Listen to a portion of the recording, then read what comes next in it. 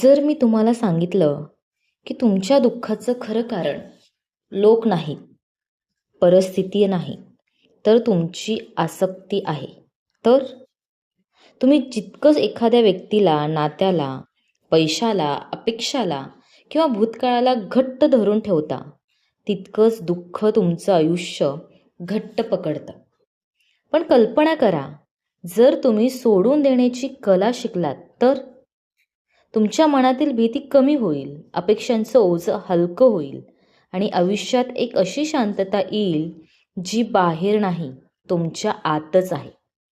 आजच्या व्हिडिओमध्ये आपण द आर्ट ऑफ डिटॅचमेंट या शक्तिशाली पुस्तकाचा संपूर्ण मराठी सारांश समजून घेणार आहोत. हा व्हिडिओ शेवटपर्यंत नक्की पहा, कारण कदाचित या एका पुस्तकातील एक विचार तुमचं संपूर्ण आयुष्य बदलू शकतो. नमस्कार मित्रांनो, आपण सगळेच आयुष्यात काही ना काही पकडून ठेवतो. कोणी एखादं नातं, कोणी एखादी व्यक्ती, कोणी भूतकाळ, तर कोणी भविष्याची चिंता. आणि मग आपण विचार करतो, मी इतका अस्वस्थ का आहे? या पुस्तकाचं उत्तर खूप साधं आहे, कारण आपण सोडून द्यायला विसरलो आहोत. डिटॅचमेंट म्हणजे कोणावर प्रेम न करणं नाही, किंवा जगापासून दूर पळणंही नाही. डिटॅचमेंट म्हणजे प्रेम करा, मेहनत करा, नाती जपा, पण तुमचा आनंद कोणत्याही व्यक्तीवर किंवा परिस्थितीवर अवलंबून ठेवू नका. हे पुस्तक आपल्याला शिकवतं, जेव्हा तुम्ही प्रत्येक गोष्ट नियंत्रित करण्याचा प्रयत्न सोडता, तेव्हाच आयुष्य तुमच्यासाठी काम करायला लागतं. आज आपण या पुस्तकातील प्रत्येक महत्त्वाचा धडा अगदी सोप्या मराठीत समजून घेणार आहोत. चला सुरुवात करूयात. आपण इतके दुःखी का असतो? एक प्रश्न स्वतःला विचारा. तुमच्या आयुष्यातील सर्वात मोठं दुःख कशामुळे झालं होतं? कोणीतरी सोडून गेलं म्हणून? अपेक्षा पूर्ण झाल्या नाहीत म्हणून? की एखादी गोष्ट तुमच्या मनासारखी घडली नाही म्हणून? थोडा विचार करा. दुःख त्या घटनेमुळे झालं होतं की त्या गोष्टीला तुम्ही घट्ट धरून ठेवलं होतं म्हणून? हे पुस्तक सांगतं, दुःखाचं मूळ कारण घटना नसते, तर त्या घटनेशी असलेली आपली आसक्ती असते. समजा तुमच्या हातात वाळू आहे, तुम्ही ती हलक्या हाताने धरली तर ती राहते, पण जितक्या जोराने मूठ आवळाल तितकी वाळू बोटामधून निसटत जाते. आयुष्यही अगदी तसंच आहे.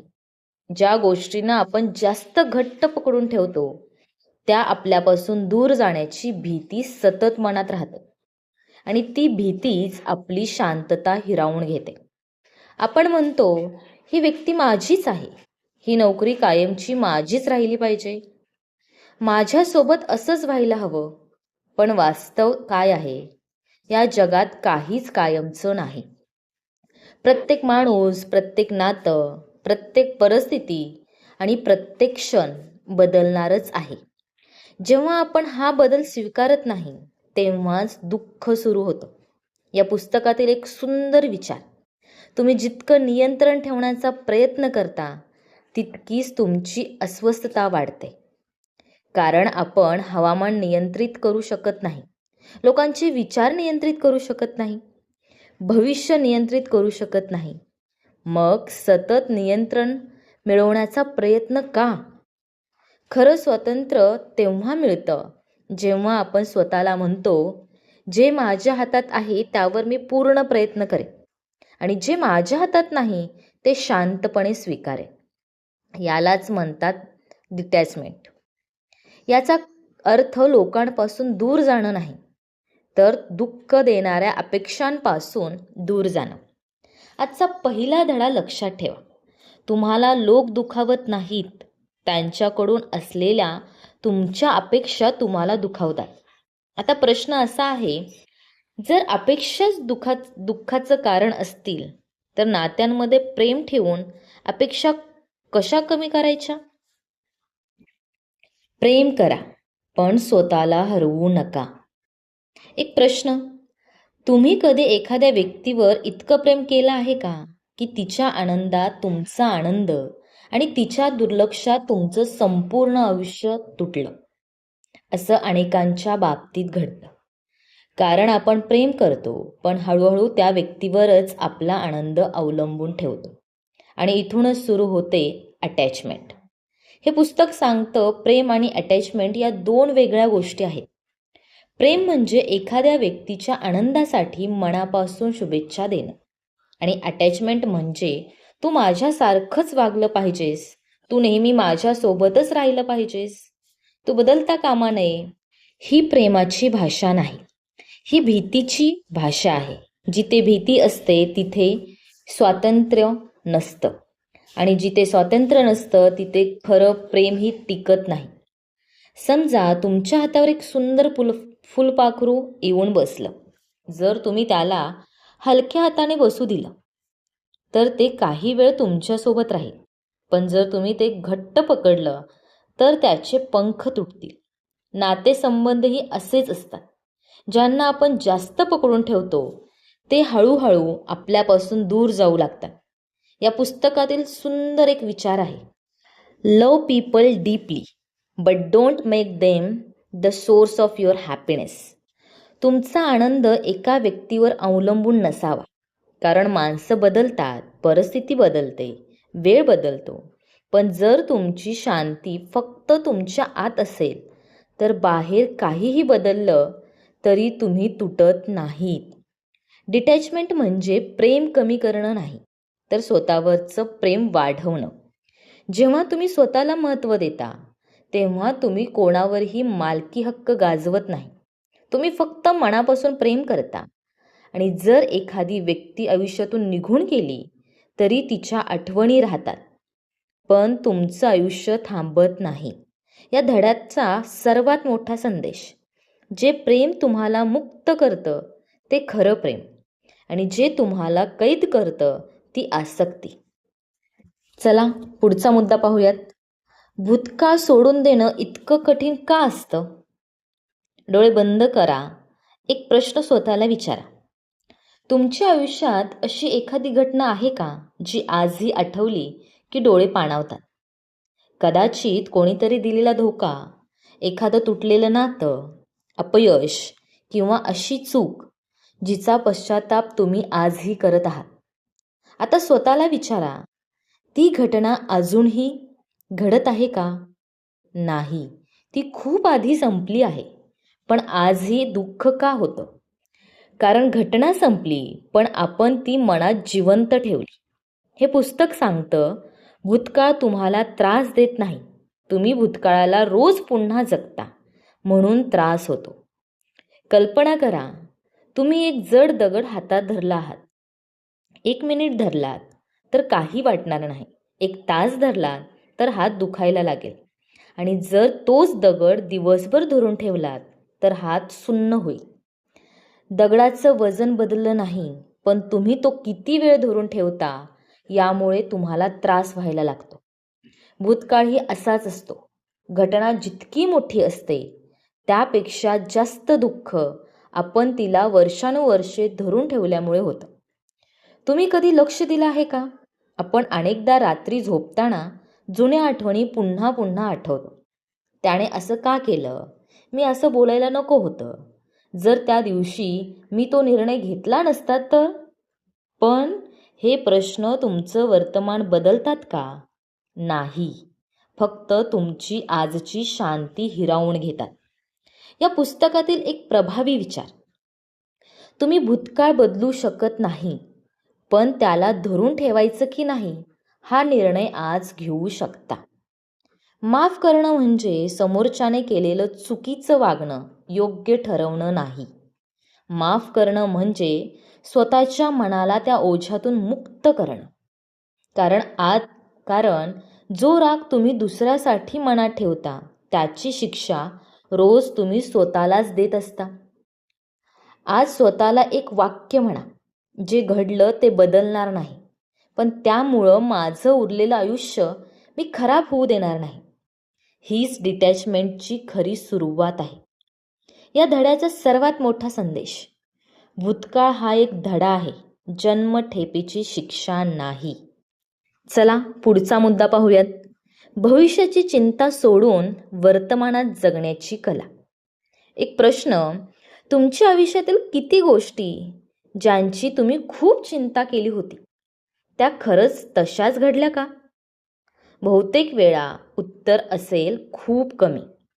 मग विचार करा, आपण किती वेळ अशा गोष्टींची चिंता करण्यात घालवतो ज्या कदाचित कधीच घडणार नसतात. हे पुस्तक सांगतं, anxiety is living in a future that doesn't even exit it. म्हणजे चिंता म्हणजे अजून जन्मालाच न आलेल्या उद्याच्या दिवसाचं जगणं. आपलं मन सतत म्हणत राहतं, उद्या जर मी अपयशी ठरलो तर, माझी नोकरी गेली तर, लोकांनी मला नकारलं तर, मी एकटा पडलो तर. आणि या प्रश्नाची उत्तरं शोधता शोधता आपण आजचा दिवस जगायलाच विसरतो. कल्पना करा, तुम्ही एका सुंदर बागेत फिरत आहात. आजूबाजूला फुलं आहेत, गार वारा आहे, पक्ष्यांचा आवाज आहे, पण तुमची नजर सतत फक्त उद्याच्या वादळाकडे आहे. मग त्या सुंदर बागेचा आनंद तुम्हाला कसा मिळणार? आयुष्यही अगदी तसंच आहे. वर्तमान हा देवाने दिलेला सर्वात मोठा आशीर्वाद आहे, पण आपण तो भविष्याच्या चिंतेत गमावतो.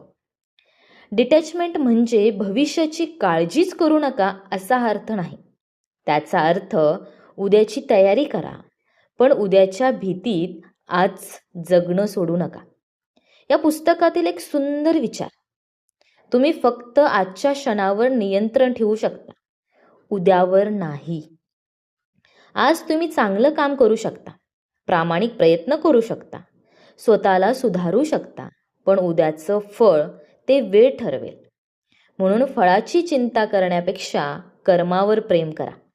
जेव्हा तुम्ही प्रत्येक क्षण पूर्णपणे जगायला शिकता, तेव्हा भविष्याची भीती हळूहळू नाहीशी होऊ लागते. कारण मनाला समजतं की जे काही येईल त्याला मी शांतपणे सामोरं जाईन.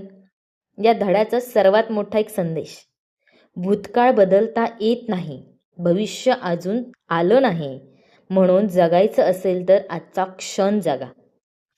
पुढचा मुद्दा, स्वतःवर प्रेम करणं म्हणजे नेमकं काय? एक प्रश्न विचारा बरं. शेवटच्यांदा तुम्ही स्वतःसाठी कधी वेळ काढला होता? इतरांना आनंदी ठेवण्यात, इतरांच्या अपेक्षा पूर्ण करण्यात आणि स्वतःला सतत सिद्ध करण्यात आपण इतके व्यस्त होतो की एक दिवस स्वतःलाच विसरून जातो. हे पुस्तक सांगतं, ज्या व्यक्तीला स्वतःची किंमत माहीत नसते ती सतत इतरांकडून स्वतःची किंमत शोधत राहते.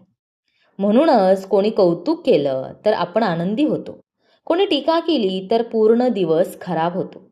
का? कारण आपला आनंद आपल्या हातात नसतो, तो इतरांच्या शब्दांमध्ये अडकलेला असतो.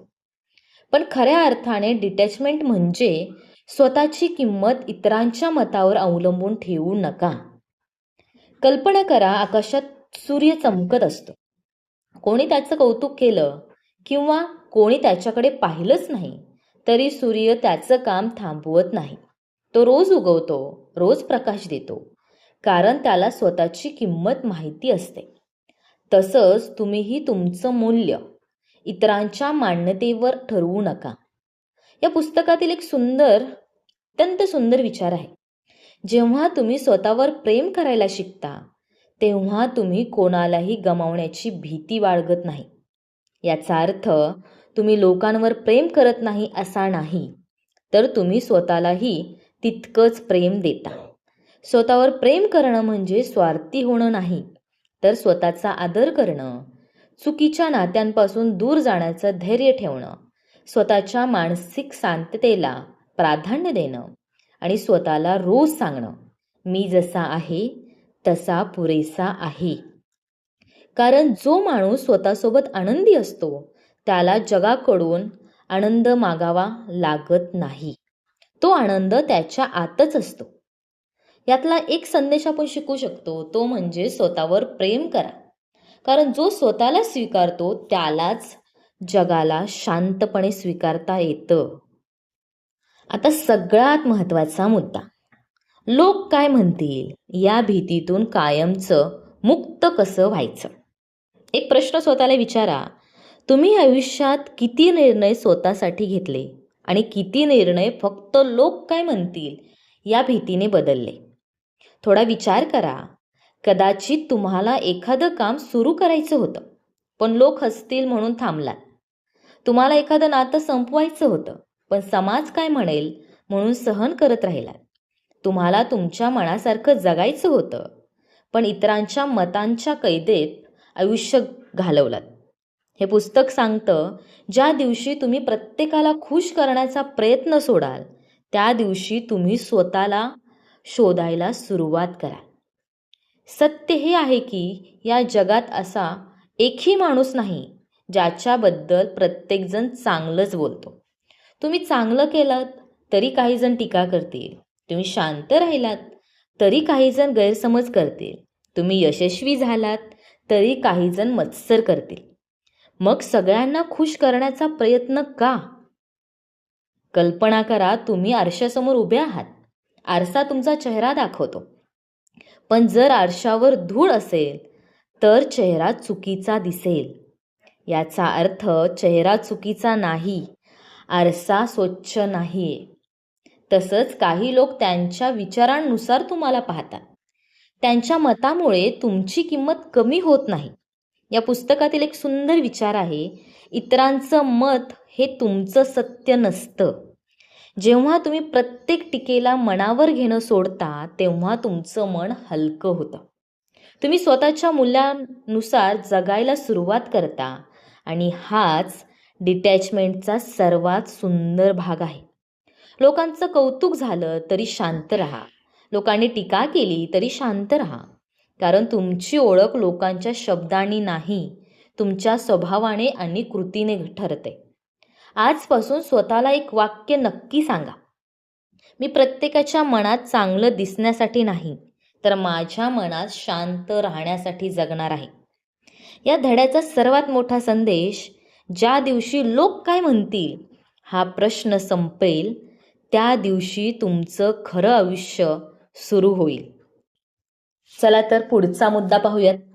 प्रत्येक गोष्ट तात्पुरती आहे हे समजलं की आयुष्य का बदलतं? एक क्षण तुमच्या आयुष्यातील सर्वात आनंदाचा दिवस आठवा.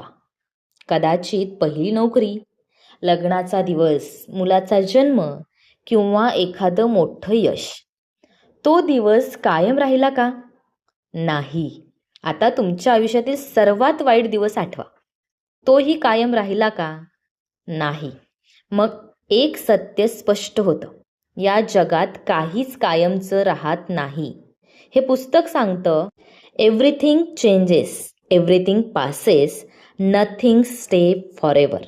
आपण दुःखी होतो कारण आपल्याला वाटतं हा त्रास कधीच संपणार नाही. पण सत्य हे आहे, जसं आनंद कायम राहत नाही, तसंच दुःखही कायम राहत नाही. जीवन ऋतूप्रमाणे बदलत राहतं. उन्हाळा येतो, मग पावसाळा, मग हिवाळा. कोणताच ऋतू कायम राहत नाही. आयुष्यही अगदी तसंच आहे. आज जर कठीण काळ असेल तर तोही एक दिवस निघून जाईल. आणि आज जर यश असेल तर त्यातही अहंकार नको, कारण हेही कायम राहणार नाही. याच विचारामुळे मनात नम्रता येते आणि संकटात धैर्य येतं. या पुस्तकातील एक सुंदर असा विचार आहे, जेव्हा तुम्ही प्रत्येक गोष्टीच्या तात्पुरत्या स्वरूपाला स्वीकारता, तेव्हा तुम्ही प्रत्येक क्षणाची खरी किंमत ओळखायला लागता. म्हणून तुमच्या प्रिय व्यक्तीवर प्रेम करा, पण त्यांना गृहीत धरू नका. तुमच्याकडे जे आहे त्याबद्दल रोज कृतज्ञता राहा, कारण काही कायमचं नाही. आणि म्हणूनच आजचा दिवस सर्वात मौल्यवान आहे. आज जर कोणावर प्रेम असेल तर व्यक्त करा. आज जर कोणाची माफी मागायची असेल तर मागा. आज जर कोणाचे आभार मानायचे असतील तर माना, कारण उद्याची खात्री कोणालाच नाही. याच्यातून एकच संदेश मिळतो, जे बदलणारच आहे त्याला धरून ठेवू नका. त्याऐवजी प्रत्येक क्षण मनापासून जगा. या पुस्तकातून नेमकं निष्कर्ष काय निघतं बरं? मित्रांनो, आतापर्यंत आपण या पुस्तकातील अनेक शक्तिशाली धडे शिकलो. दुःखाचं खरं कारण, अपेक्षांचं ओझं, भूतकाळ सोडून देण्याची कला, भविष्याची चिंता, स्वतःवर प्रेम, लोक काय म्हणतील याची भीती आणि प्रत्येक गोष्ट तात्पुरती आहे हे स्वीकारण्याचं शहाणपण.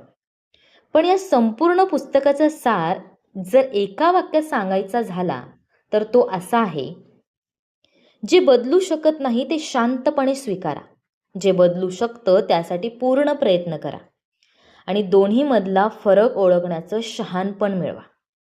डिटॅचमेंट म्हणजे घर सोडणं नाही, नाती तोडणं नाही, भावना संपवणं नाही. डिटॅचमेंट म्हणजे मनाला मुक्त करणं. लोकांवर प्रेम करा, पण त्यांच्यावर स्वतःचा आनंद अवलंबून ठेवू नका. पैसा कमवा, पण पैशांना तुमची ओळख बनवू देऊ नका. यश मिळवा, पण अहंकार वाढवून देऊ नका. अपयश आलं तरी स्वतःवरचा विश्वास हरवू देऊ नका. कारण खरी शांतता बाहेरच्या जगात नाही, ती तुमच्या मनात आहे. या पुस्तकातील सुंदर असा एक विचार आहे: the moment you stop chasing peace outside, you deserve it within yourself. आजपासून स्वतःला रोज एक वाक्य नक्की सांगा: मी प्रत्येक गोष्ट नियंत्रित करण्याचा प्रयत्न करणार नाही, मी प्रत्येक परिस्थितीत शांत राहण्याचा प्रयत्न करेन. विश्वास ठेवा, हा एकच विचार तुमचं आयुष्य बदलू शकतो. पुस्तकातील 8 सर्वात मोठे धडे आपण पाहिले. चला बरं, एकदा त्यांची उजळणी करूयात. पहिला, दुःखाचं मूळ कारण आसक्ती आहे. दुसरा, प्रेम करा पण स्वतःला हरवू नका.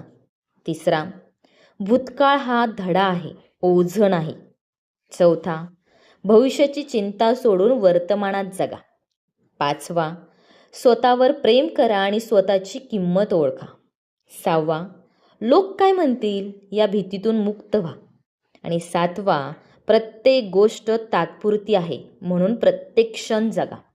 आणि आठवा आणि शेवटचा मुद्दा, डिटॅचमेंट म्हणजे आयुष्यापासून दूर जाणं नाही, तर प्रत्येक परिस्थिती शांत मनाने स्वीकारण्याची कला. मित्रांनो, जर हा व्हिडिओ तुम्हाला आवडला असेल आणि अशाच प्रेरणादायी पुस्तकांची मराठीमध्ये समरी तुम्हाला पाहायची असेल तर आपल्या इनर मॅग्नेट या चॅनलला सबस्क्राईब करायला विसरू नका. व्हिडिओ आवडला असेल तर नक्कीच लाईक करा, शेअर करा, कमेंट करून सांगा की पुढचा कोणत्या पुस्तकाची समरी तुम्हाला ऐकायला आवडेल. आणि आजचा व्हिडिओ तुम्हाला आवडला असेल अशी खरीच अपेक्षा व्यक्त करते. आणि जाता जाता एक गोष्ट सांगते, एक गोष्ट लक्षात ठेवा: ज्या दिवशी तुम्ही सोडून द्यायला शिकाल त्या दिवशी तुम्ही खरंच जगायला सुरुवात कराल. थँक्यू सो मच मित्रांनो, माझ्या चॅनलवर व्हिजिट केलात, इतका सुंदर व्हिडिओ तुम्ही पाहिलात आणि या व्हिडिओतून, या पुस्तकातून तुम्हाला तुमचं आयुष्य बदलण्यासाठी नक्कीच चांगला संदेश भेटला असेल. Thank you so much. Thanks a lot.